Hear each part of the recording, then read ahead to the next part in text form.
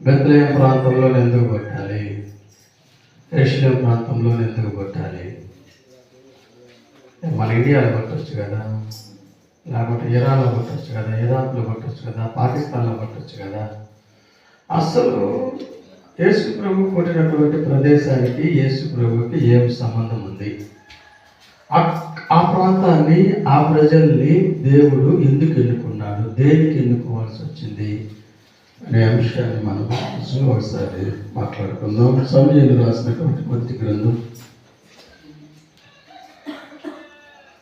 సమూయేలు రాసినటువంటి మొదటి గ్రంథం. ఫస్ట్ ఇజ్రాయేలీలను ఎవరు పరిపాలించారంటే రాజులు పరిపాలించిన, న్యాయాధిపతులు పరిపాలించారు. మొదటిగా ఇజ్రాయేలీలను ఎవరు పరిపాలించారంటే న్యాయాధిపతులు పరిపాలించేవారు. ఈ న్యాయాధిపతులు, దేవుడు న్యాయాధిపతులను ఎంచుకొని, ఈ న్యాయాధిపతులు ఏం చేస్తారు? ఏ సంఘటన జరిగినా, ఏం జరిగినా కానీ ఇది న్యాయము, ఇది అన్యాయము, ఇది మంచి, ఇది చెడని జనాలకు తీర్పిస్తూ న్యాయాధిపతుల ద్వారా ఇజ్రాయేల్ ప్రజలు పరిపాలించబడ్డారు. అప్పుడు దాకా రాజులు లేరు. రాజులు లేకపోయాక ఇజ్రాయేల్ ప్రజలు మొత్తం ఆ బానిసత్వం నుంచి వచ్చినాక వీళ్ళు ఏమన్నారు? ఇజ్రాయేల్ ప్రజలు మొత్తం కూడుకొని దేవుణ్ణి అడుగుతూ ఉన్నారు. వాళ్ళు ఏమని అడుగుతుందంటే, మాకు రాజు కావాలయ్యా, ఇంక న్యాయాధిపతుల కాలం మాకొద్దు, ఇంక మాకు రాజు కావాలి, మా రాజు చేత మేము పరిపాలించబడాలి అని ఇజ్రాయేల్ ప్రజలు రాజు కావాలని దేవుణ్ణి అడుగుతూ ఉంటే, అప్పటి వరకు చివరి న్యాయాధిపతిగా ఎవరున్నారు? సమూయేలు ఉన్నాడు. బైబిల్ గ్రంథంలో 3 పాత్రలు పోషించినటువంటి ఒకే ఒక వ్యక్తి ఎవరైనా ఉన్నాడంటే ఒక సమూయేలు మాత్రమే. యాజకుడు ఆయన, యాజకత్వంగా చేస్తూ, సేవ చేస్తూ, పరిచర్య చేస్తూ, మళ్ళా న్యాయాధిపతిగా ఉంటాడు ఆయన. 2-3 పాత్రలు, యాజకత్వం చేస్తాడు, ఇటు సేవ పరిచర్య చేస్తూ ఉంటాడు, మళ్ళా న్యాయాధిపతిగా సమూయేలును దేవుడు ఎన్నుకొని సమూయేలు ద్వారా కొన్ని రోజులు అలాగా జరుపుకుంటూ వచ్చాక ఇజ్రాయేల్ ప్రజలు మొత్తం కూడుకొని మాకు రాజు కావాలి అని దేవుడిని అడిగినప్పుడు, దేవుడు సమూయేలు కాడికి వచ్చి సమూయేలుతో మాట్లాడుతూ ఉన్నాడయ్యా, ఇప్పటి వరకు నువ్వు న్యాయాధిపతిగా ఉన్నావు, ఇక నుంచి ఈ న్యాయాధిపతి కాలం ముగించబడుతుంది. ఇజ్రాయేల్ ప్రజలలో చివరి న్యాయాధిపతి ఎవరైనా ఉన్నారంటే అది సమూయేలు మాత్రమే. ఇక నుంచి ఇజ్రాయేల్ ప్రజల్ని పరిపాలించడానికి నేను ఒక రాజుని ఎన్నుకోబోతూ ఉన్నా అని సమూయేలుతో దేవుడు మాట్లాడితే, సమూయేలు దేవుడిని అడుగుతాడు, అయ్యా మరి ఎవరిని ఎన్నుకోబోతున్నావు? ఇజ్రాయేల్ ప్రజలలో ఎవరిని రాజుగా తయారు చేస్తూ ఉన్నామని సమూయేలు అడిగినప్పుడు, వీళ్ళిద్దరి మధ్య మాటలు జరిగినప్పుడు సమూయేలుతో దేవుడు మాట్లాడుతూ ఉన్నాడు. నేను చూపించినటువంటి మనిషి కాడికి పోయి నీవు రాజును చెయ్యి అని అన్నప్పుడు, అప్పుడు సమూయేలుతో దేవుడు మాట్లాడినటువంటి విధముగా మొదటి సమూయేలు గ్రంథం 15వ అధ్యాయం మొదటి వచనం. ఒకానొక దినమున సమూయేలు సౌలును పిలిచి, యెహోవా ఇశ్రాయేలీయులకు తన జనుల మీద నిన్ను రాజుగా అభిషేకించుటకై నన్ను పంపెను. ఎవరిని? దేవుడు సమూయేలుతో మాట్లాడుతున్నాడు. ఇప్పుడు దాకా న్యాయాధిపతుల కాలం ముగిసిందయ్యా, ఇజ్రాయేల్ ప్రజలు అడిగినటువంటి విధముగానే నేను చూపించినటువంటి సౌలును నువ్వు రాజుగా చెయ్యి అని దేవుడు చెబితే, ఆ మాటను తీసుకొని సౌలు కాడికి సమూయేలు వచ్చి సౌలుతో మాట్లాడుతూ ఉన్నాడు. అయ్యా, ఇశ్రాయేలీయులకు రాజుగా ఉండటానికి దేవుడు నిన్ను అభిషేకించమని నన్ను పంపినాడు. దైవ సేవకుడైనటువంటి నువ్వు ఇక నుంచి ఇశ్రాయేల్ ప్రజలకి రాజుగా ఉండు. రాజ్య పరిపాలన ఎలాగ చేయాలో, రాజ్యాధికారాన్ని ఎలాగ చేయాలో, దాని నియమాలు ఏందో, దాని కట్టడాలు ఏందో, దాని అన్ని దేవుడు నీకు నేర్పిస్తాడు. దేవుడు చెప్పిన దాని ప్రకారం నువ్వు చెయ్యి అని సౌలుతో సమూయేలు చెప్పడం జరుగుతూ ఉన్నది. ఎందుకని సమూయేలుతో దేవుడు చెప్పాడు, నువ్వు పోయి సౌలు రాజుగా చెయ్యి అని చెబితే సమూయేలు వచ్చి సౌలుతో చెబుతున్నాడు, ఇక నుంచి నువ్వు రాజు అని. సమూయేలును జనాలలోకి తీసుకొని వచ్చి ఆయన తైలం తీసుకొని ఆయన అభిషేకించి, ఇజ్రాయేల్ ప్రజలారా, మీరు అడిగినట్టే, మీరు కోరినట్టే, మీ ఇష్టపూర్వకంగానే ఇక నుంచి సమూయేలు రాజుగా ఉంటాడు అని, సౌలు రాజుగా ఉంటాడని సౌలును తైలంతో అభిషేకించి సమూయేలు అన్ని జాగ్రత్తలు చెబుతాడు. అయ్యా, నువ్వు రాజుగా ఉండటానికి అర్హతలేనటువంటి వాడివి, అయినను దేవుడు నిన్ను ఎన్నుకొని నిన్ను రాజుగా చేశాడు. దేవుడు చెప్పిన మాటలను విను, ఆయన కట్టడాలు విను, ఆయన మాటలు ఏది చెబితే ఆ మాట ప్రకారం నువ్వు జీవించు అని సమూయేలు సౌలుతో చెబితే, సౌలుకి అమాలేకీయులకి యుద్ధం వచ్చింది. ఒక సందర్భంలో సౌలుకి అమాలేకీయులకి యుద్ధం వచ్చినప్పుడు దేవుడు ఏం చేస్తాడు, నేను నీకు తోడుగా ఉంటాను, నిన్ను ఆశీర్వదిస్తాను, నేను దీవిస్తాను, నువ్వు పోయి అమాలేకీయులు మొత్తాన్ని హతం చేయి. వాళ్ళ జంతువులు లేనిది, వాళ్ళ పశువులు లేనిది, వాళ్ళ గాడిదలు లేనిది, వాళ్ళ గుర్రాలు లేనిది, వాళ్ళ గొర్రెలు లేనిది, వాళ్ళ మేకలు లేనిది మొత్తాన్ని చంపేసి అసలు ఏమొచ్చు మాకు సర్వనాశనం చేసేసేయి, నేను నీకు తోడుగా ఉంటానని చెప్పి సౌలుతో దేవుడు చెబితే, దేవుడు మాట తీసుకొని సౌలు అమాలేకీయుల మీదకి యుద్ధానికి వెళ్తాడు. దేవుడు మాటను తీసుకొని సౌలు అమాలేకీయుల మీదకి యుద్ధానికి వెళ్తే, దేవుడు చెప్పినటువంటి విధంగానే అమాలేకీయుల పైన సౌలు విజయం సాధిస్తాడు.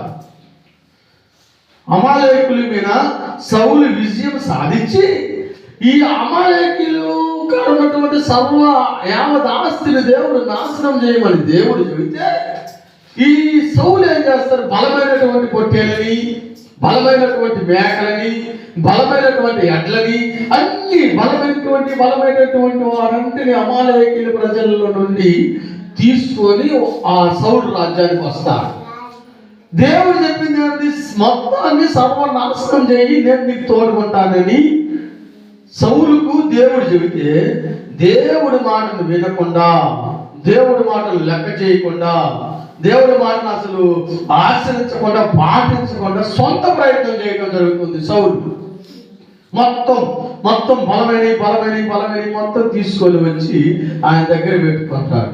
అప్పుడు సౌలుతో దేవుడు మాట్లాడుతాడు, అయ్యా, మరి నేను చేయమన్న పని నువ్వు ఎందుకు చేయలేదు, నేను మొత్తాన్ని సర్వనాశనం చేయమని చెబితే నువ్వెందుకు వాటన్నిటిని తీసుకొని వచ్చావు? ఆ ఎడ్ల గొంతులు, మేకల గొంతులు, ఆవుల గొంతులు, గొర్రెల గొంతులు, ఆ జింకల గొంతులు అవన్నీ నాకు ఈనపడుతూ ఉన్నాయి దొడ్లల్లో, మరి అదేంది అని సౌలుతో దేవుడు మాట్లాడితే, సౌలు అన్నాడు, అయ్యా, అది నా కొరకు నేను తెచ్చుకోవాలా, నీకు బలియాలని నీ కోసం నేను తెచ్చి ఉన్నానని సౌలు దేవుడితో అంటాడు. వాస్తవానికి అది తెచ్చింది ఆయన కోసం, సౌలు కోసం తెచ్చుకున్నాడు.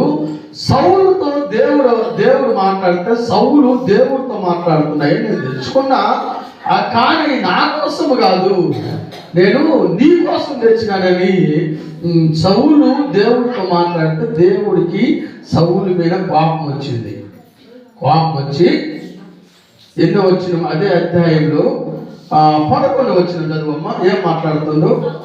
నేను షార్ట్ కట్లో వెళ్తుంది, ఇదంతా పెద్ద సుదీర్ఘమైన ప్రసంగం. చివరికి 15-20 నిమిషాలు యేసుప్రభు కాడికి రావాలి. యేసుప్రభు దావీదు వంశంలో ఎందుకు కొట్టాల్సి వచ్చింది, మన ఇండియాలో కొట్టచ్చు కదా, లేకపోతే ఎక్కడైనా ఒక దేశంలో కొట్టచ్చు కదా అనే అంశంలోనికి మనం రావాలి. మీరు జాగ్రత్తగా వినాలి, తొందరగా వెళ్ళిపోతున్నా.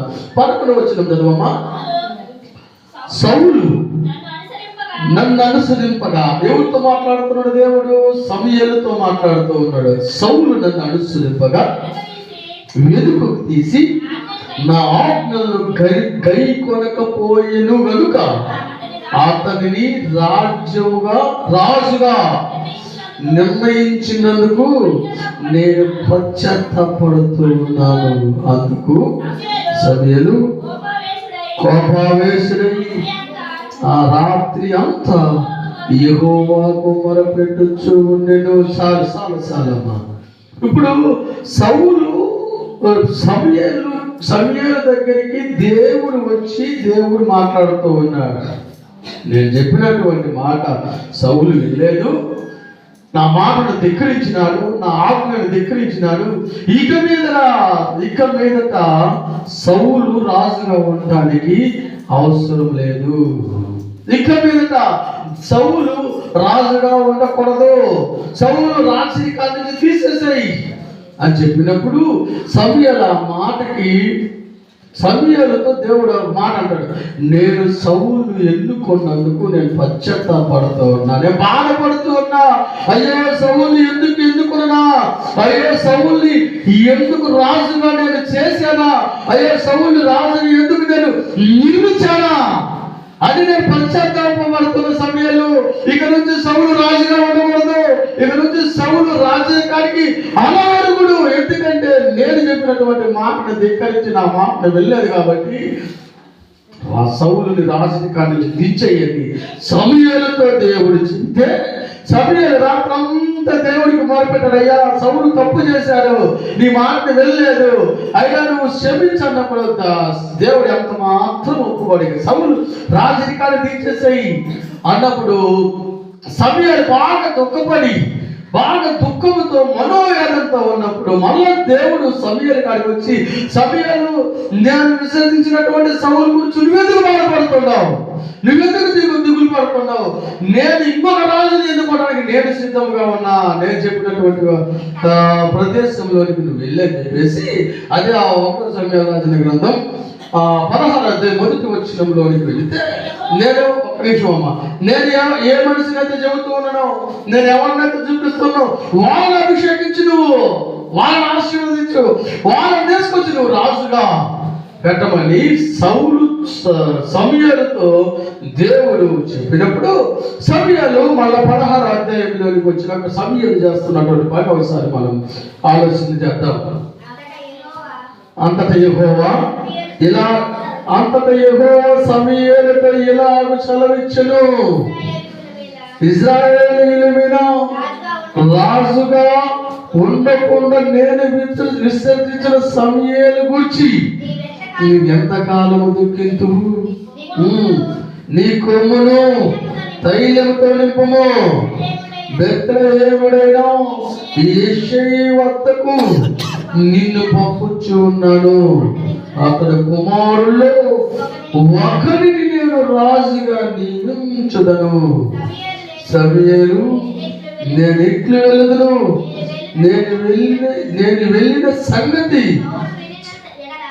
పౌలు విని ఎడలా నన్ను చంపుగా, యెహోవా నీవు ఒక పెయ్యను తీసుకొని యెహోవాకు బలి పశువును వధించుటకై వచ్చితనని చెప్పి యేసయ్యా బలి అర్పణకు పిలువము, అప్పుడు నీవు చేయవలసిన దానిని నీకు తెలిపెదనను. ఇప్పుడు సౌలుతో దేవుడు మాట్లాడుతూ ఉన్నాడు. ఏమని మాట్లాడుతున్నంటే, నేను విసర్జించినటువంటి సౌలు గురించి నువ్వెందుకు సమూయేలు నువ్వు బాధపడుతూ ఉన్నావు, యెష్షయి కుమారుడైనటువంటి ఇటుకెళ్ళు, అక్కడ యెష్షయి కుమారులలో ఒక కుమారుడు నేను చూపిస్తున్నటువంటి కుమారుడు నువ్వు ఆశీర్వదించు అని సమూయేలుతో దేవుడు మాట్లాడితే, అప్పుడు సమూయేలు మళ్ళా దేవుడితో మాట్లాడతా, అయ్యా సౌలు రాజ్యాధికారము సౌలు చేతిలో ఉంది, నేను యెష్షయి కాడికి పోయినానని తెలిస్తే సౌలు నన్ను చంపేస్తాడు, నేను బాను, ఎందుకంటే రాజు ఆయన రాజ్యాధికారం ఆయన చేతిలో ఉంది, ఆయన నన్ను చంపేస్తాడు, నేను బాను అని అంటే దేవుడు సమూయేలుకు ఒక ఆలోచన ఇస్తాడు. నేను చెప్పినట్టుగా విను, ఒక పెయ్యను తీసుకో, పెయ్యను దేవుడికి బలి ఇయటానికి నేను పోతున్నానని చెప్పేసి నువ్వు వెళ్ళు యెష్షయి కాడికి, నువ్వు వెళ్ళి అక్కడ పెయ్యను బలిస్తున్నాను అని యెష్షయి కుటుంబాన్ని నువ్వు విలువు, అప్పుడు నేను చేయవలసిన పని నేను చేస్తా, నేను ఏమి చేయాలో ఏమి చెందాలో అప్పుడు నీకు నేను తెలియపరుస్తా అన్నప్పుడు సమూయేలు దేవుడు మాటను విని ఒక పెయ్యని తీసుకొని యెహోవా మందిరం కాడికి వెళ్ళి యేసయ్యని పిలుస్తారు. యేసయ్యని పిలిస్తే యేసయ్య వాళ్ళ కుటుంబం మొత్తం రావటం జరుగుతూ ఉంది. యేసయ్యకి ఎంతమంది కుమారులు? 7 కుమారులు. 1వ దినవృత్తాంతముల గ్రంథం 1వ దినవృత్తాంతంలోనికి వెళ్తే యేసయ్య సంతానం గురించి ఒకసారి మనం ఆలోచన చేద్దాం. 2వ అధ్యాయం 1వ దినవృత్తాంతములు 2వ అధ్యాయం 10వ వచనం చదవమ్మా. రాము అమ్మినదామును కనెను. అమ్మినాదాబు యూదా వారిని పెద్దయిన నయస్సాను కనెను. నయస్సాను సల్మాను కనెను. సల్మా బోయాజును కనెను. బోయాజు ఉబేదేవును కనెను. ఉబేదేవు యేసయ్యని కనెను. ఇది యేసయ్యి తన జ్యేష్ఠ కుమారుడైన పురుషుడు. బోయాజు యేసయ్యని కుమారుడు కనెను. యేసయ్యి తన జ్యేష్ఠ కుమారుడైన ఎలియాబును, 2వ వాడైన అబినాదాబును, 3వ వాడైన షల్మాను, 4వ వాడైన నెతనేలును, 5వ వాడైన రతూని, 6వ వాడైన ఒబేదును, 7వ వాడైన దావీదును కొనెను. యెషయాకి 7 కుమారులు. ఈ 7 కుమారులు ఇవి. యెషయాకి 7 కుమారులు. 7 కుమారులు ఇవి. 7 కుమారులలో ఆ సమూయేలు పోవటము, 6 కుమారులను పిలవటము,